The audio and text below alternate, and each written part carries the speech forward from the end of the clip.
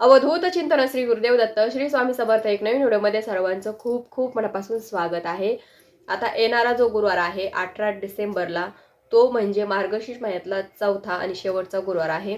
तर त्या गुरुवारी आपण उद्यापन कसं करायचं, त्याचबरोबर उद्यापन करतेवेळेस समोरच्या स्त्रीला आपण ज्या व्रताचं काही वसा देतो तो कसा द्यायचा, त्याची पूर्ण डिटेल माहिती मागच्या व्हिडिओमध्ये सांगितलेली आहे. तो व्हिडिओ नक्की बघा. तर आजच्या व्हिडिओमध्ये आपण बघणार आहोत की गुरुवारी महालक्ष्मीचे उपाय काय आहेत आणि सगळ्यात प्रभावी उपाय कोणकोणते त्याचीच माहिती बघणार आहोत, जेणेकरून अखंड लक्ष्मी आपल्याला प्राप्त होईल, चिरकाल लक्ष्मी आपल्या घरामध्ये स्थिर राहील या उपायानं. तर सर्व महिलांनी नक्की हे उपाय करा, कारण मार्गशीर्ष महिना हा भगवान विष्णू माता लक्ष्मीचा महिना आहे. तर आपण त्यांचे उपाय सेवा जर केलीत ना, कृपा त्यांची आपल्याला प्राप्त होत असते. त्याच्यामुळे हे उपाय खरंच खूप महत्त्वाचे आहेत आणि वारंवार जर आपण केले तर नक्कीच माता लक्ष्मीची अखंड कृपा आपल्यावर होत असते. कारण माता लक्ष्मी ही स्थिर राहत नाही, ती चंचल असते आणि एका जागेवर ती कधीच थांबत नाही. आणि आपल्या घरी तिला जास्त काळ टिकवण्यासाठी, जास्त काळ थांबवण्यासाठी हे उपाय खूप कामी येतात. तर बघा, सर्वप्रथम सकाळी लवकर उठल्यावर जी काही महिला घरातली असते तिनं लक्ष्मीला आवाहन केलं तर माता लक्ष्मी नक्कीच आपल्या घरामध्ये प्रवेश करत असते. तर काय करायचं आहे, सकाळी लवकर उठायचं, आपलं अंगण स्वच्छ झाडून छान त्याच्यावर रांगोळी वगैरे काढायची आहे. तर तुम्हाला जर गाईच्या शेणाचा सडा मारता आला तर नक्की मारा, कारण गाय ही लक्ष्मी स्वरूप असते आणि तिच्या शेणाचा सडा आपण आपल्या दारी अंगणी जर मारला किंवा आपलं अंगणी जर सारून जर घेतलं तर लक्ष्मी आपल्यावर प्रसन्न होत असते. त्याच्यामुळे जर करता आलं तर करा. त्याच्यानंतर छानशी अशी रांगोळी काढा, लक्ष्मी कारक अशी रांगोळी काढायची, शुभ रांगोळी काढायची. लक्ष्मीचे पावलं, स्वास्तिक किंवा गायची पावलं अशी रांगोळी तुम्हाला काढायची आहे. त्याच्यानंतर तुमचा मेन दरवाजा येतो, मेन दरवाजा स्वच्छ पुसून घ्या, त्याच्यावरली जाळी धूळ सगळं काही काढून घ्या, उंबरठ्या स्वच्छ पुसून घ्या, त्याच्यावर हळदीचं लेपन करा. हळदीचं लेपन कसं करायचं, तर हळद घ्यायची, त्याच्यामध्ये थोडंसं गोमूत्र, त्याच्यानंतर थोडंसं गंगाजल असेल गंगाजल टाका, जर नसेल तर गुलाबजल टाका, थोडंसं चंदन त्याच्यामध्ये टाकायचं, थोडासा कापूर त्याच्यामध्ये टाकायचा आणि ते हळदीचं लेपन आपल्या मेन दरवाजावर आपल्याला करायचं आहे. त्याच्यानंतर साईडनं लक्ष्मीचे पावलं, त्याच्यानंतर स्वास्तिक काढून अष्टलक्ष्मी काढायचे आहे. म्हणजे कुंकवाचे 8 टिपके तुम्हाला द्यायचे आहेत. उंबरठ्याच्या बरोबर मध्यभागी तुम्हाला 8 टिपके कुंकवाचे, म्हणजे अष्टलक्ष्मी स्वरूप ते असतात आणि अष्टलक्ष्मी आपल्या घरामध्ये प्रवेश करत असतात अशा याने. त्याच्यामुळे तुम्हाला तुमच्या मुख्य दरवाजावर काढायचं आहे. आवर्जून काढा न चुकता, सकाळी तुम्हाला हे करायचं आहे. त्याच्यानंतर आपलं देवघर स्वच्छ करायचं आहे, देवघर स्वच्छ करायचा, देवांची व्यवस्थित देवपूजा वगैरे करायची आहे. माता लक्ष्मीची मूर्ती असेल तर त्याच्या मूर्तीवर तुम्हाला श्रीसूक्त म्हणून तुम्हाला त्याच्यावर अभिषेक पंचामृत साध्या पाण्याने केला तरी चालतो.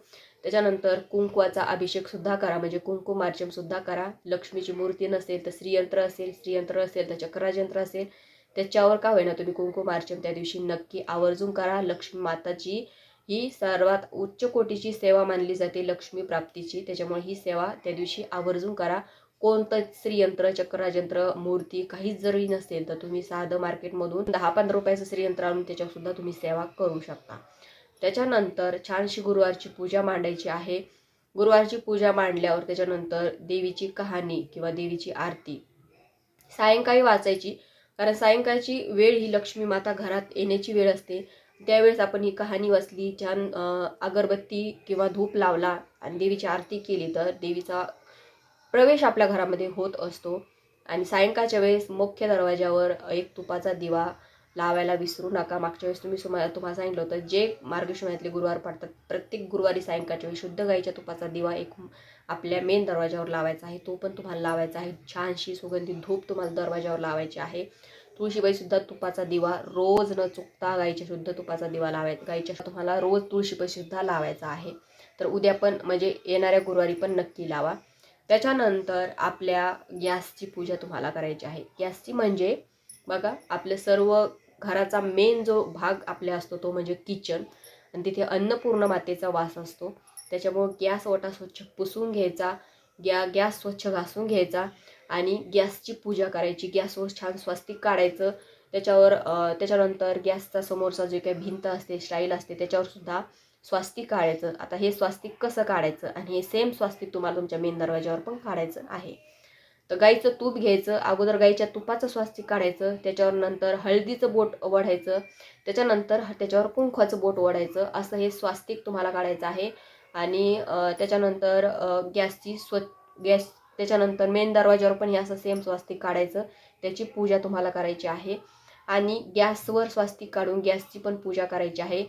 देवीची अन्नपूर्ण मातेची मूर्ती जर तुमच्या घरी देवघरात असेल तर ती मूर्ती घ्यायची, गॅसच्या वाट्यापाशी तुम्हाला न्यायची, तिथे तांदळाच्या राशीमध्ये ती मूर्ती ठेवायची, गॅसची पूजा करायची, अन्नपूर्ण मातेची पूजा करायची, तिला गोडाचा नैवेद्य तुम्हाला दाखवायचा आहे. आणि तिला प्रार्थना करायची आहे की माझ्या घरामध्ये कधी अन्नधान्याची कमतरता पडू देऊ नकोस, तुझी अखंड कृपा माझ्या घरामध्ये असू दे. ही पूजा अशी जर तुम्ही अन्नपूर्ण मातेची जर केली ना, तुमच्या घरामध्ये कधीच अन्नाची कमी कधी पडत नाही. अन्नपूर्ण माता तुमच्या भरभरून अशी कृपा करत असते. त्याच्यामुळे ही पूजा तुम्हाला उद्या करायची आहे. हे झालं. त्याच्यानंतर माता लक्ष्मीच्या गुरुवाराचं उद्यापन पण असणार आहे. तर 5, 7, 9, 11 अशा विषम संख्यामध्ये तुम्हाला सुवासिनी बोलायची आहे. यथाशक्ती त्यांची ओटी तुम्हाला भरायची आहे. जर बघा होत असेल तर त्या सुवासिनींना तुम्ही जेवसुद्धा घालू शकता. जेव घालून तुम्ही तुमच्या गुरुवाराचं उद्यापन करू शकता. जर तसं जर पॉसिबल झालं तर अजून चांगलं, म्हणजे अधिक लाभ तुम्हाला त्याचे मिळतील. होत असेल तर नक्की. त्याच्यानंतर जर ते पॉसिबल नसेल तर त्यांना काहीतरी फराळाचं खायला द्या किंवा मसाला दूध वगैरे द्या.